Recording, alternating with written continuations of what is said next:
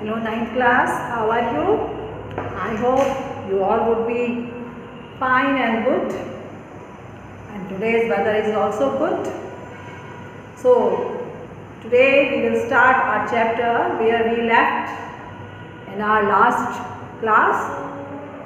That was none other than a truly beautiful mind. This chapter is about the famous scientist,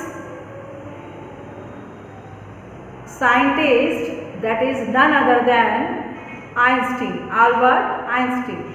So we were talking about Einstein that when he got married with his colleague Malvia, and after some time, as her mother warned him, according to that, their marriage was unsuccessful and it collapsed when they decided to again get divorced and they became separate.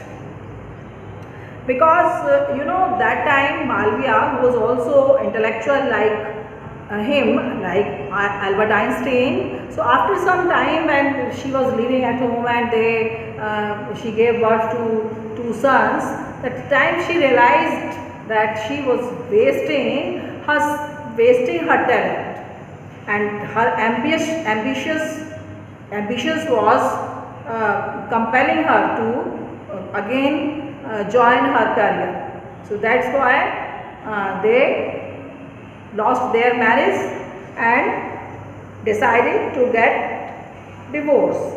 So after years of constant fighting, the couple finally divorced in 1919. Einstein married his cousin Elsa the same year, और उसी साल उसने Einstein ने अपनी cousin Elsa से शादी कर दी. ठीक, अब इसके बाद Einstein new personal chapter coincided with his rise of world fame in 1915. ये वो टाइम था जब अल्बर्ट आइंस्टीन की जो पर्सनल फेम थी वो चारों तरफ फैल चुकी थी.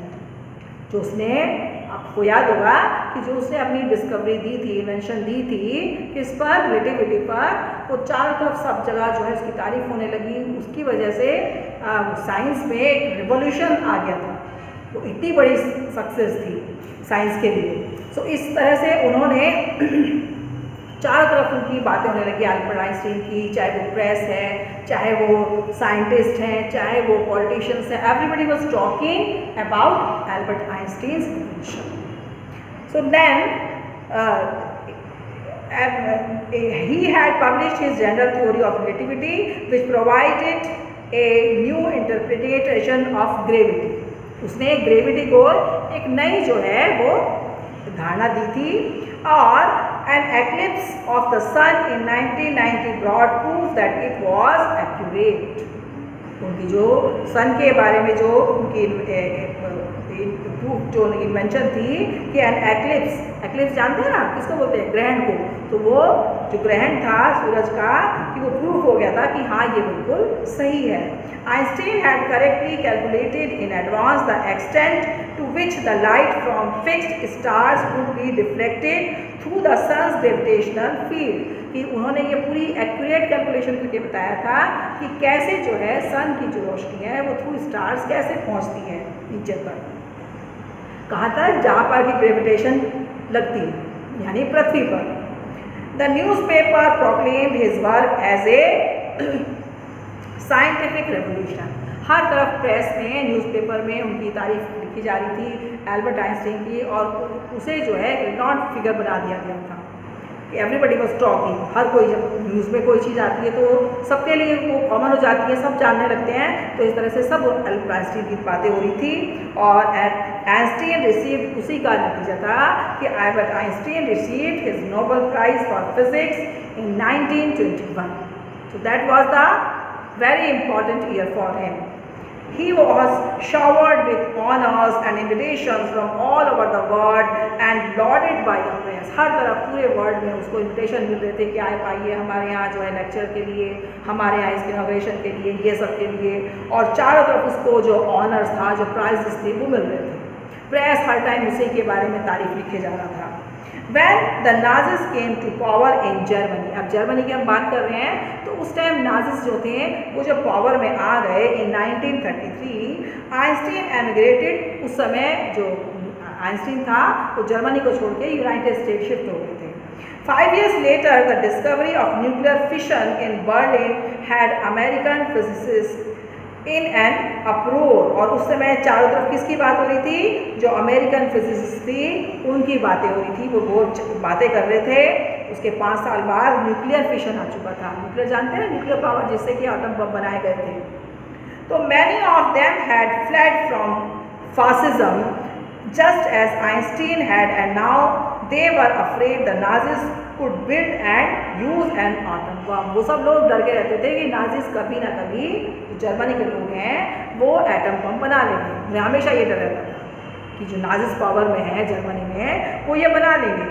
And at the urging of a colleague, Einstein wrote, Einstein उसके साथी ने, एक कलीग बोलते हैं साथी, उसने उसको क्या किया?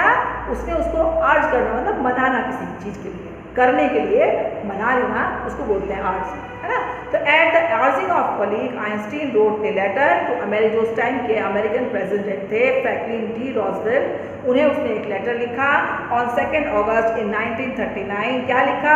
इन विच ही वार्नड, उन्होंने उनको वार्न किया था a single bomb of this type exploded in port might very well destroy the whole part of together with some of the surrounding territory. कि हमारे जो आसपास का है वो उन्होंने बम बना लिया है, तब बम, और वो हमारी टेरिटरी में यूज़ किया जा सकता है। His words did not fail to have an effect, और उनके शब्दों का उन पर बुरा असर हुआ, यानी उनका कहना बेकार नहीं गया। और इस तरह से the American developed the atomic bomb in a secret project of their own. जब उसने उनको वार्न किया नाजिस के खिलाफ, तो अमेरिकन्स ने भी अपना एक एटम बम जो है वो तैयार कर लिया, और उसको जो है उन्होंने यूज़ किया। जैसा कि हम सभी जानते हैं कहाँ पर यूज़ किया था उन्होंने उस सीक्रेट प्रोजेक्ट को? Drop it on the Japanese cities of Hiroshima and Nagasaki in August in the same month, this is in 1945। और जिसका जो कॉन्सिक्वेंसेस हुए थे कि it destroy the whole both city, ये जो दोनों शहर थे नागासाकी और हिरोशिमा, दोनों शहर पूरी तरह से ख़त्म हो गए थे। आइंस्टीन वॉज डीपली शेकन, लेकिन आइंस्टीन जो था वो इससे बहुत ज़्यादा, इससे उसका इफेक्ट, उसके ऊपर इफेक्ट हुआ। किसका?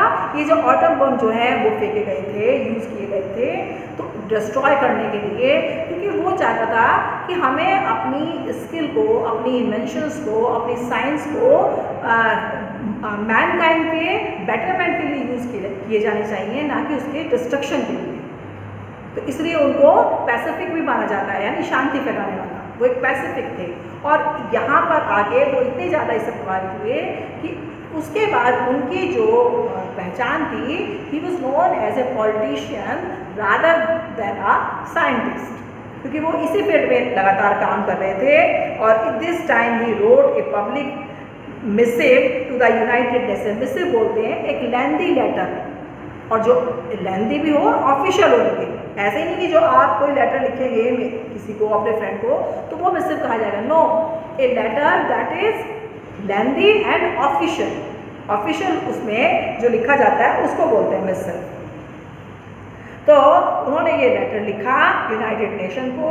In it he propose the formation of a world government. उन्होंने कहा कि सबको, है ना, जो जिसका बाद में निकला कि यूएनआई जिसके लिए बनी, वर्ल्ड जिसको बोलेंगे सब देशों को मिलके एक वर्ल्ड गवर्नमेंट बनानी चाहिए जो सबके ऊपर जो है कंट्रोल रख सके। कि ये नहीं कि अपनी मर्जी से कोई कुछ भी कर रहा है, किसी के ऊपर भी अटैक कर रहा है, कुछ भी बना रहा है, ये उसका काम होना चाहिए। और unlike the letter to Roosevelt, this one made no impact. लेकिन उनके इस लेटर का, जैसे कि उन्होंने पहले रॉजवेल्ट को लिखा था प्रेसिडेंट को, इस बार इसका असर कुछ खास नहीं हुआ। और इस तरह से but over the next decade Einstein got ever more involve in politics. लेकिन धीरे धीरे इस डिकेड बोलते हैं 10 ईयर्स, तो ख़त्म होते होते अब उनकी जो पहचान थी वो एक साइंटिस्ट के अलग साथ साथ किसकी बनने लगी थी, एक पॉलिटिशियंस की भी बननी थी, एक पॉलिटिक्स जो पॉलिटिक्स में इन्वॉल्व हो गए थे तो उनकी पॉलिटिशियंस की बननी थी।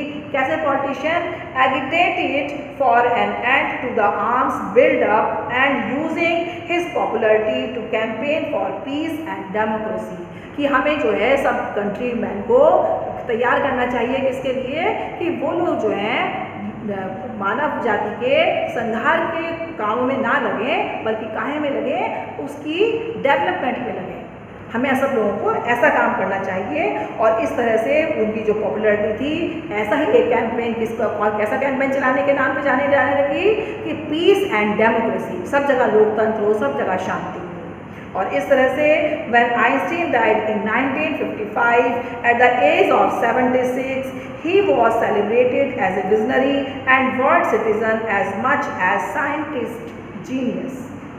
यानी एक साइंटिफिक जीनियस के साथ साथ उनकी जो पहचान थी एक ऐसे वर्ल्ड सिटीजन की बन गई, एक ऐसी विजनरी की बन गई कि जो आने वाली घटनाओं को दूर से ही समझ लेते थे, यानी पहले से ही समझ लेते थे कि उसका क्या कारण है और क्या उसके इम्पैक्ट होने वाले हैं मैनकाइंड के ऊपर।